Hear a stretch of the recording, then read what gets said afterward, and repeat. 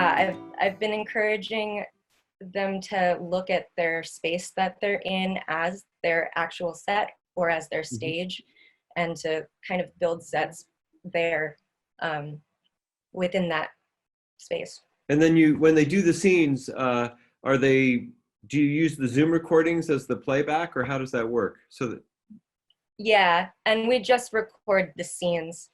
So I'm actually able to give them like a 3-2 and then record. oh, I Um, see. And then you send them the Zoom recordings for playback?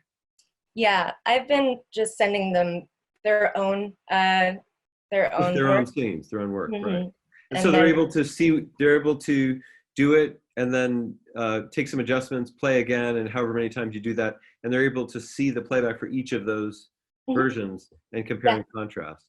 And then do you, on the following week, talk about sort of recap what the student learned, or is that how that works? Or usually I send it in an email just with a reminder of what the tool was.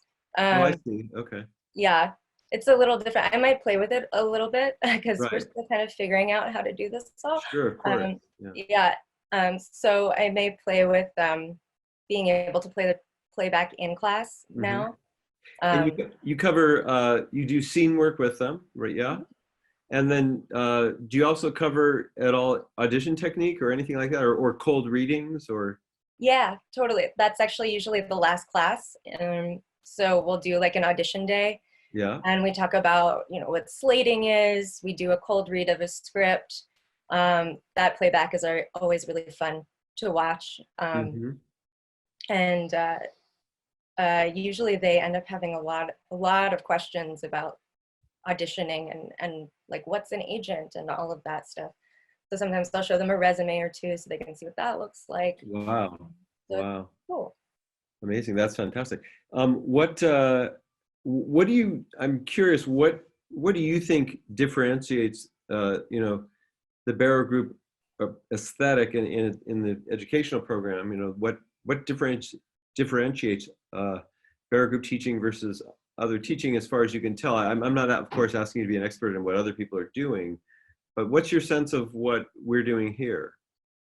Well, even just speaking to that and speaking from my own personal experience growing up taking acting classes, the Barrow Group is such a positive atmosphere. Hmm. Um, the the teachers are so positive and encouraging, and we're always in the training always looking for what's working and what's working well, Hmm. and that's very different from some of the experiences I've had as an actor in training, and Hmm. it's been really beneficial for me, um, Hmm. and kind of learning to lead with that positivity as a teacher has been really Hmm. beneficial for me as well. So I think that's what makes us different. Hmm. Oh, interesting. Um, I mean, it's always interesting for me because uh, a very specific perspective on everything that we're doing, and certainly that's a huge aspect of it. It feels really important to me to as much as possible zero out the qualitative assessment part of things, so that we're not wondering whether things are good or bad. We're not even paying any attention to that. We're just figuring out what can we do to make things better, and Yeah. it's just constant that way. Yeah, that's interesting. Um, that's great. You've been teaching now 4 or 5 years. Are you enjoying it? Yeah, I am. Yeah. That's cool. I mean, I'm constantly learning with every class as well. Yeah. So it's been really cool. And Yeah, uh, I can relate to that. I always feel like the students are my greatest teachers. yeah, really, yeah. I mean, I think we all have those specific students that stand out that taught us certain Yeah. lessons, but also like the classes on a whole will kind of push you to do things that you didn't really think that you could do before. Like my kids' classes, we started, we'll kind of adapt a story Hmm. together, and Hmm. so I ended up becoming a bit of a kids playwright. Oh, is that I don't right? count Wow. myself as a writer, but I've been having to write plays for them based on what we do in class, and it's pretty I know cool. that you, in addition to teaching, you're also a producer and actor and have your own company. You Yeah. want what is your company and what do you guys do? We're called Exquisite Corpse Company, Mm-hmm. and we started in 2012. Um, it's a like an immersive interdisciplinary company. So Mm-hmm. we very rarely do plays in traditional theater settings. Mm-hmm. And so we've had a residency out on Governor's Island for the last 5 years. Mm-hmm. And we have traveled to New Orleans and Colorado and done uh, plays we did one in this like dilapidated old shotgun in the Bywater district, and we did something in an art gallery. And the plays are all written for those spaces with large Mm-hmm. teams of writers. So anywhere between 4 and 10 writers will be on a project. Wow. Um, Wow. And they're writing in vignettes, individual pieces, or one large piece just that has a lot of writers. How does it work? it varies, but usually, so the exquisite, we're called Exquisite Corpse Company because an exquisite corpse is that parlor game where you like write a line and then you pass it to somebody and then you fold over what the person Yeah. before them, yeah, or Yeah, you yeah, can yeah. put pictures. You follow what they So, did before, and then everybody adds a line at the end. You expose all the lines yeah, and read the whole and then thing. you have this story or picture that has been Yeah. put together. So that's kind of what our process is modeled after. Yeah. So yeah, a lot of the plays that we've done in these big places, like the first one that we really, really honed that process in on was out on Governor's Island, and we had 7 rooms, and they were all dedicated to a specific artist, Uh-huh. visual artist, and then we assigned a playwright to that specific room as well. So they were all writing these different pieces, and then Uh-huh. eventually we found a through line, and it ended up being about like women becoming artists rather than muses. And somehow it the playwrights wrote their own individual vignettes Yeah. independently of each other, but they did become sort of this story. It was And weird. you said that the vignettes were happening in individual rooms. So So the would audience people just, actually, yeah, I was going to say, they just kind of walk around wherever they walk around? no, we actually, it was an art gallery, so they could walk around for a while, and then at like noon or whenever whenever the show started, we would ask everyone to come into one room, and so the audience would follow Wow. the actors around. Yeah, that's fun. That's fun. That's pretty cool. Well, great. At this point, I'm just going to see if anybody has any questions. If you have any questions, you all can just turn on your video camera, and that way I can see you, and I'll just see if anybody's raising your hands and see if anybody has any questions for Blaire. Let's see who's there. You can also there's a raise hand function. If you hit the participants button, you'll see a button that says raise hand, and you can do that, or lower my hand. But I also can see you. So now let's see who's coming. I got to go into the right view. I have to be in gallery view. There we go.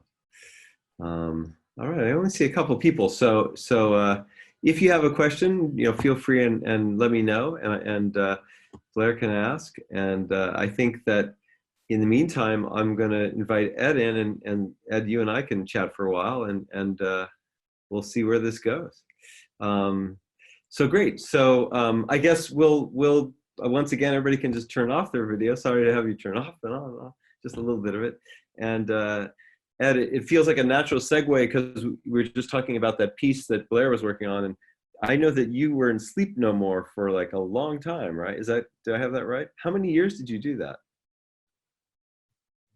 I can't hear you. Are you muted? Oh, you have to be unmuted. Oh gosh, let's see if I can do that.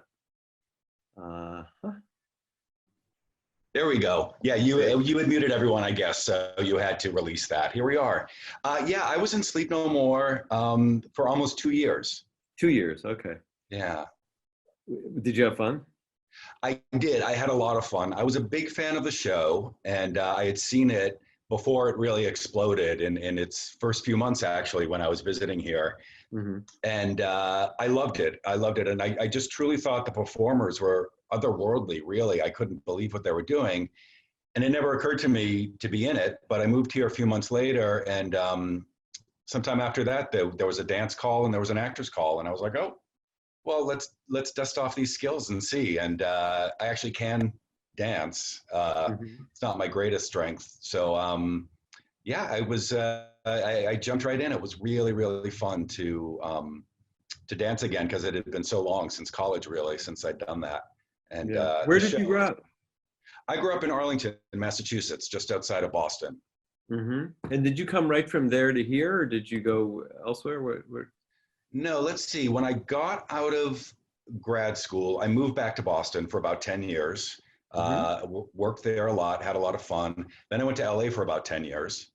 And I moved to New York in the fall of 2011. Okay, great. And then, and you're teaching right now 2 beginner classes. You have a beginning class on Wednesday nights and one on Thursday afternoons online. And, yeah, my Wednesday class just started last night, and the Thursday class starts next week. Fantastic. And how many people are in those classes generally? Last night we had 14 people who were registered, which was a good size. It was enthusiastic. There was a lot of discussion, but it was a nice, manageable size at the same time. Great. Okay. Yeah, it does. That seems like actually a really good number for a class. And what do you cover in the beginner classes? Well, we warm up on our first day, just getting to know each other a little bit, doing some exercises and games to loosen us up. Some conversations to get us familiar, maybe with with some of the things we're going to explore over the course of the semester, and that's what we did last night in the Wednesday class. And next week we're going to jump right in with script analysis. We're going to go through, break down a scene together, and talk about set building. One of the advantages of being online, actually, is that you have a set, you have a real living room or kitchen, depending on what your options are in your space. So really, for the first time, we're going to get to dig into that in a different way that we haven't in the studio. And through the course of throughout the length of the entire course, how many different scenes do people work on? This course, the online semester, is going to be 8 weeks. So it usually works out that we have time to dissect a scene as a group and start that way. And then we dig into people's individual scenes. And so we'll probably have time to do, each pair will have time to do 1 scene, and then we'll move on to monologues for the last couple of weeks. Oh, I see. Okay, great. And the scene work, I obviously is Zoom oriented, because Zoom being the interface that we're all talking on right now. And I teach scene study myself, and I've actually found it to be kind of cool on Zoom. It's very different, obviously, but at first I thought, oh, this is just going to be a compromise, and it's been surprisingly effective at some things. It kind of emulates film in some ways. Yeah, it sure does, and it highlights it highlights different things that you may not catch in the studio. I sat in on Lee's masterclass a couple of weeks ago, and 2 people were working on a scene that was a job interview, and they set it up in their home, so they were on opposite sides of the table, and the resume got handed over, and someone had to take a phone call, and it works. Yeah, it really does. It's kind of amazing. In fact, every once in a while, I'll have an experience watching it where I forget that they're in 2 separate places. It's pretty wild. And what do you? I'm just going to throw you the same question that I threw Blaire about. What for you differentiates a barrel group approach in your classes from anything else? What do you see as the core principles of our approach with beginner classes? Well, I love that we really just start from the script and build on that and build on what's in there. And, yes, interpretations can come in later, but really focusing on the facts that are there. So we're all sharing a common foundation, and starting from there instead of starting from the outside. I've had some great training elsewhere, but I often feel like maybe people are, starting to run before they walk. And here, we start walking together and then go from there. I know that part of our whole thing is for actors to learn to not make fixed decisions about what they think the results of something are, but rather to learn to just very simply figure out what the contextual information is, where a scene takes place, when it takes place, who's in it, who's around, what is the physical setting, all of that kind of stuff. And then the idea is, that the lines are, you learn them, but they sort of happen.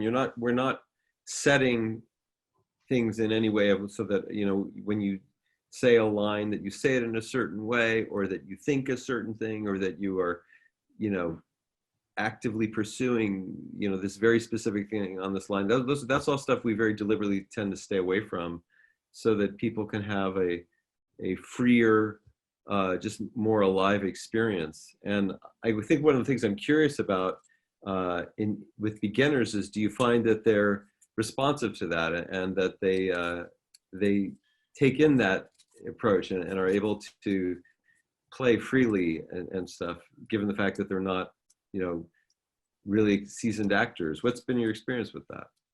Well, sometimes it's easier if with beginners, because there's nothing for them to unlearn necessarily. They're really starting from a blank slate, many of them. And so, okay, great. We can just build on that from there. And that simplicity is really so valuable. So yeah. I often, that's one of the things I love about the beginner track, is just that newness and the openness that they come in with.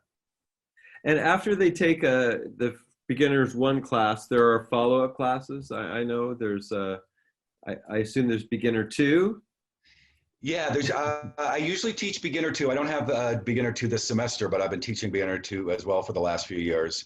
And it picks up right where beginner 1 left off. The first day or two, first class or two, are some more exercises and then more in-depth script analysis.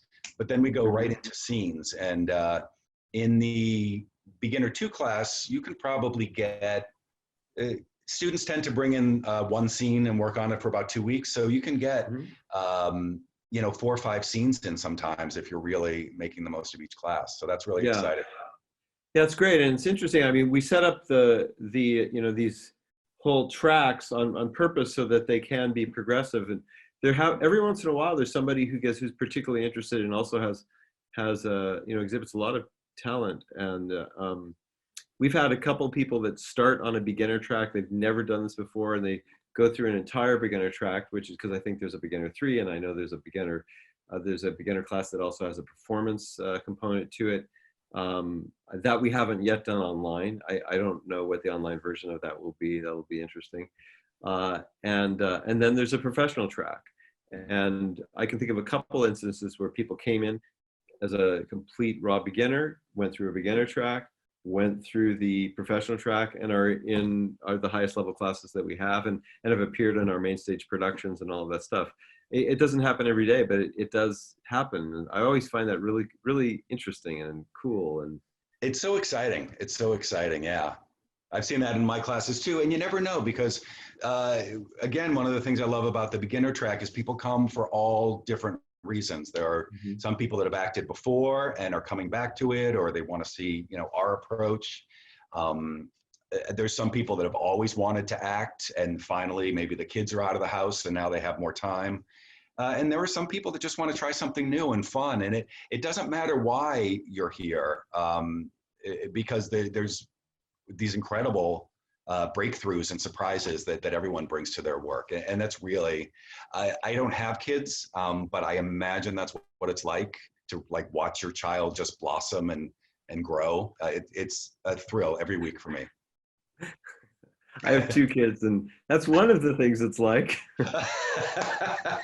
No, it is. You definitely get that aspect of things for sure. That's cool. I think that I'm just going to again check in with all the folks that are listening and see if anybody has any questions for you or Blaire at this point. So everybody come on back, and we're going to start a group discussion at this point. So feel free to turn on your cameras and unmute And let me see how many people we got here. There's 12 of us, if they're there. I see one of my former students, Laura, is on the call. Hi. Yeah. Hi, Laura. I sent you a huge smile when I saw your face. I know. I still laugh. You're so funny. You're so funny, and I still laugh all the time. All these little things you did made me laugh. Oh, I'm so glad. We had such a great time. We had such a great time in our class. I had the Friday morning slot for a long time, which sort of just brought always great people together, and we had a particularly good session. Yeah, and you're a wonderful teacher. You're a wonderful teacher. That's right. A teacher. Which class was that, Laura? That was the beginner one, right, Ed? Yeah, was it maybe a year ago? Was it last spring? Yes, yes. Yeah. Exactly, yes. And Laura, have you done any of the subsequent classes, beginner 2 or anything like that? I've been doing playwriting. That's. Oh, you have? I wanted to take the acting class to understand a little bit about, just remind myself. I was a theater major, way long time ago, and just to get back into it, and a lot of fun. And then I spoke to Karen today. I said, he's going to be on. You might want to get on here. Oh, tell her I said hello. That's wild. And Kevin, one of my other students, just popped on. Hi, Kevin. Where's Kevin? I don't see Kevin. Is he here? Kevin Keller. He's got the headphones on. Oh, I see. There you are. He was in my and what? Oh, okay. And was that also beginners 1, Kevin? Oh, your thing's muted. Can we unmute Kevin? I'll try to do that. I think you did. There we go. Hello? Hi, there you are. All right, cool. Yeah, I was in Ed's beginner one that just finished. Was the one that started in January, I guess? January, yeah. Yeah. Yep. Wow. And I'm curious, what's the age range in these classes? I imagine it's all over the place, yeah? It is all over the place, and it's great. I think the youngest I've had, it is an adult class, so I think 18 is the youngest I've had. And it just goes all the way up. And it's wonderful because I really get into the casting element of it as I get to know students over the course of the semester. I get so excited to find material for them. And the wide range of students I have just allows me to dig into so much great stuff, so much great stuff. And then you see the work just fits on them like a tailor-made jacket, and it's just beautiful. Yeah, I know we have a professional directing class, and some of your students have come in and acted in that environment, and they're really good. That's been really exciting. It's been really I can also jump in. So right out of teacher training, the first adult class that you teach, you usually co-teach with somebody, and I actually co-taught with Ed. So it's funny that we're here together. Yeah, I was excited when I saw that. We taught together in the fall. Yeah. Wow. It was really cool, and it was a really good group. They were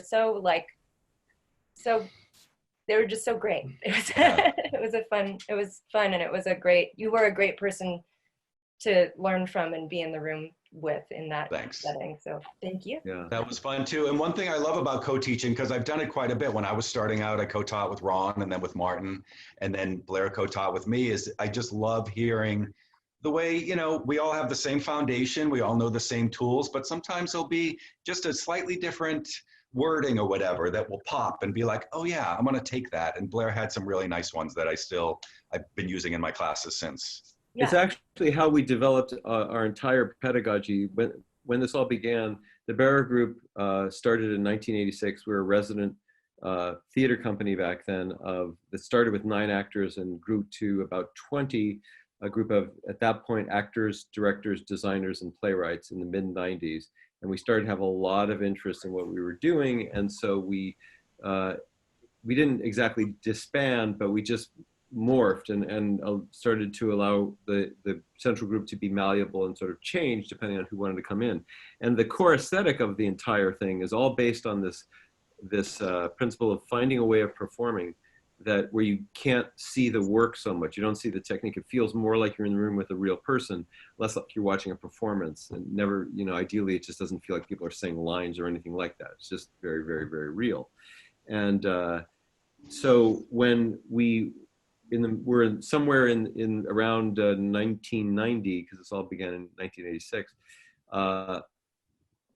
I had been teaching, and then Lee and I, Lee's the co-artistic director, started to teach together for a long time. And that's how we would teach. We were teaching at a place on 8th Avenue called the Garret, which was between 43rd and 44th Street. And we would teach, and then we would, after class, we would go to one of the local restaurants and sit and completely go through the class again and say, okay, well, when you did that, what were you doing there? And all that stuff. And over the course of years, we began to, you know, figure out what the common threads were and what things were working and really help improve each other and sharpen each other's skills. And so that became a part of our teachers training, that we make sure that people not only, you know, are they going through an entire training program and learning tools and techniques about communicating with actors and all that stuff, they're also, when they're beginning to teach, they're teaching together so they can go through that process themselves. So I love that the co-teaching is going on. It's one of my favorite parts of our program, actually. That's really cool. Does anybody have any questions before we adjourn today? Anything that Blaire or Ed or myself can help, you know, be informative about? If you do, feel free to ask. And if not, it was just, oh yeah, go ahead. You know, I'm taking Laura Albert. I'm taking taking a lot of playwriting classes, and yes, your playwright teachers are also trained in the same teaching method. They are. Oh, they okay. are. Yeah. Yeah. Who have you studied with? Beth and or Scott, John. Oh, I guess. Scott and John. Yeah. I think it's a fabulous program. Got a lot from. I've taken 4 classes so far, I believe. Yeah. Scott went through the teacher's training. John is actually the only person who has not. But the reason that we felt comfortable with John is we've worked together with John for many years, you know, on our main stage and in our studio theater, and produced so many of his plays and gotten to know him. And we realized that what he was doing was quite compatible with what we were doing. So he's really the only exception, as far as I know, of a teacher who didn't go through the teacher's training in complete. He's also a very good teacher. Also very, very good. Yeah. Yeah, that's good. I like hearing that. Yeah. You feel good. Yeah. Sam, I saw your hand was up. Did you have a question or? Yeah, this is maybe seems a bit off topic from what you guys have discussed so far, but I'm trying to decide between the film/TV acting class 1 and the film/TV acting class ongoing audition prep. Yep. Well, first of all, is 1 a prerequisite for that? Is there? You know, it's funny. I don't even know the answer to that. But Farah Crane is our director of education, and Quint Vogt Welsh is the associate director. And of course, they would have the answer to that question in a very specific way. I am familiar with what the classes cover and what the difference between the two is. I would say, you know, they can answer the prerequisite question. What to know is that in film TV 1, we're covering, it's fairly comprehensive in a fast way. We're covering, you know, information about what to expect on the set and all the job positions and all that stuff. We're doing scene work so that we can share tools that are good in working on film and television for just any kind of work. We also spend time going over continuity issues and how to you know, get effective at that and contribute on set, you know, in a way that helps with the workflow of the whole and ends up with a better finished product, so that some of your best stuff doesn't end up on the editing room floor, because sometimes if continuity is not kept, that can fall apart. And then we have in that also an audition component where people are, you know, we're sharing techniques for cold reading. The audition thing, we realized that so many people, after going through that program, said it'd be great to have a class entirely dedicated to this, because this is, you know, gives them ongoing practice for their, you know, for their auditions. And so we started that, and that became something that people were really enjoying. So there are those two offerings, and they differ in that way. And Farah can let you know the answer to the prerequisite part of it. She's at Farah, F-A-R-R-A-H, at barrowgroup.org. Or you can also find, it would get to her and Quinn if you went with school@barrowgroup.org. Barrowgroup.org is our website. And by the way, in addition to this programming, for a while now, we're going to be offering free programming. This is just all part of our response to this whole virus thing that we're all going through. And so we have different offerings. Tomorrow night, we have an offer. It's going to be a night of music from members of the Barrow Group's extended community. We have a lot of extraordinarily talented people. Tomorrow we have Darman Meter, who's the founder and central composer and performer with a group called New York Voices. If you haven't heard the New York Voices, I highly, highly recommend, just go on YouTube and see them. They're a world-class vocal jazz group. And he did something with his wife at home for fun that was spectacular. So we're going to share a clip with him. And Lisa Emery, who's a Broadway star, is going to. She has some music. I have some music in the evening. Marlon Kraft, who's a rapper, has some stuff, and it's really going to be a fun evening. So if you're around tomorrow at 6:30, you can go to barrowgroup.org and register there. It's completely free, just lasts an hour. It should be great fun. And then we also have interviews with artists every Wednesday night. So far we've interviewed Purna Jagannathan, and last night we did Sarita Chowdhury, who are just film and television actors. Martin Moran, who's a writer and performer and musical theater actor and also television actor. And we've been just interviewing people once a week, and that's been great. We've had a lot of people attend those. We had, I think, 65 people last night in on that one. So all that stuff's going on. If you go to barrowgroup.org, you can find it easily and register. It's free. And yeah, that's what we got going on. It's great to see you. Some of you, I'm recognizing from some of this program, I'm seeing your faces. I'm going like, oh, there you are again. And I have to say, in the deepest way, it is very heartwarming to see that you're there again. I like seeing that people are safe. I like seeing that people are healthy, and I like seeing smiles. So it tells me that somehow in the midst of all this, there are some positive things, and it helps me feel we'll get through this, as I believe we will. Yeah. So it's been great. Ed and Blaire, thanks so much for dropping in, and thank you all for coming and joining us today. Hope to see you tomorrow for the music evening, and have a great week and day and everything. And thanks for coming by. Great to see you all. Yeah. Thanks. Bye. Bye.